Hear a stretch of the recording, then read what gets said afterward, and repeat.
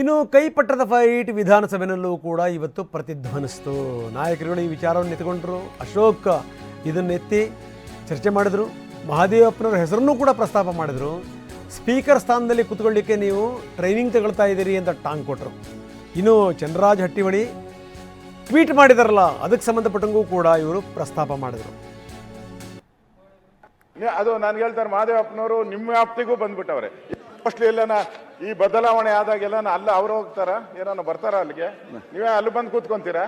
ಇಲ್ಲ ಟ್ರೈನಿಂಗ್ ಏನಾನ ತಾಂತ ಇದ್ದೀರಾ? ಈಗ ಆಯ್ತು, ಈಗ ಚರ್ಚೆ ಆಗ್ಬೇಕಲ್ಲ, ಪ್ರಶ್ನೆ ಬೇಗ ಮುಗಿಸುವ. ಮಾನ್ಯ ಕಾಂಗ್ರೆಸ್ ಪಕ್ಷದ ನಾಯಕರಾದ ಚಂದ್ರರಾಜ್ ಹಟ್ಟಿಹೊಳಿ ಅವರು ಒಂದು ಟ್ವೀಟ್ ಮಾಡಿದ್ದಾರೆ.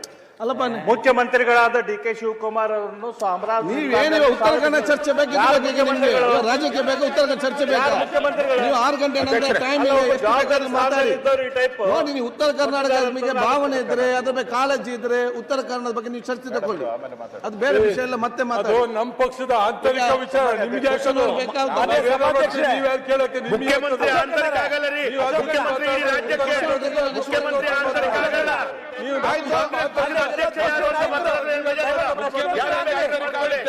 ಮುಖ್ಯಮಂತ್ರಿ ರಾಜ್ಯದ ವ್ಯವಸ್ಥೆ, ಕಾಂಗ್ರೆಸ್ ಪಕ್ಷದ ಅಧ್ಯಕ್ಷರಲ್ಲ.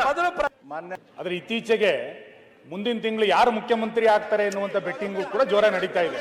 ಇದ್ರ ಬಗ್ಗೆ ಏನಾದ್ರು ಸರ್ಕಾರ ತಗೊಂಡಿದ್ಯಾ ಅಂತ ಈಗ ಅವ್ರು ಹೇಳಿರೋದು ಸರಿ ಇದೆ, ಅವ್ರು ಹೇಳಿರೋ ಬಗ್ಗೆ ಭಿನ್ನಾಭಿಪ್ರಾಯ ಇಲ್ಲ. ಯಾರು ಮುಖ್ಯಮಂತ್ರಿ ಆಗಬೇಕು ಅನ್ನುವಂಥದ್ದು ಶಾಸಕರ ಒಂದು ಬೆಟ್ಟಿಂಗು, ಇವೆಲ್ಲವೂ ಕೂಡ ನಡೀತಾ ಇದೆ. ತಗೊಳ್ಬೇಕಲ್ಲ, ಇದಕ್ಕೊಂದು ಏನಾದ್ರು ಪರಿಹಾರ ಬೇಕಲ್ಲ. ಆಯ್ತು, ಪರಿಹಾರ ಸಿಗ್ತದೆ ಈಗ. ಆದ್ರೆ ಇತ್ತೀಚೆಗೆ ಮುಂದಿನ ತಿಂಗಳು ಯಾರು ಮುಖ್ಯಮಂತ್ರಿ ಆಗ್ತಾರೆ ಎನ್ನುವಂತ ಬೆಟ್ಟಿಂಗು ಕೂಡ ಜೋರ ನಡೀತಾ ಇದೆ. ಇದ್ರ ಬಗ್ಗೆ ಏನಾದ್ರು ಸರ್ಕಾರ ತಗೊಂಡಿದ್ಯಾ ಅಂತ ಈಗ ಅವ್ರು ಹೇಳಿರೋದು ಸರಿ ಇದೆ, ಅವ್ರು ಹೇಳಿರೋ ಬಗ್ಗೆ ಭಿನ್ನಾಭಿಪ್ರಾಯ ಇಲ್ಲ. ಯಾರು ಮುಖ್ಯಮಂತ್ರಿ ಆಗಬೇಕು ಅನ್ನುವಂಥದ್ದು ಶಾಸಕರ ಒಂದು ಬೆಟ್ಟಿಂಗು, ಇವೆಲ್ಲವೂ ಕೂಡ ನಡೀತಾ ಇದೆ. ತಗೊಳ್ಬೇಕಲ್ಲ, ಇದಕ್ಕೊಂದು ಏನಾದ್ರು ಪರಿಹಾರ ಬೇಕಲ್ಲ.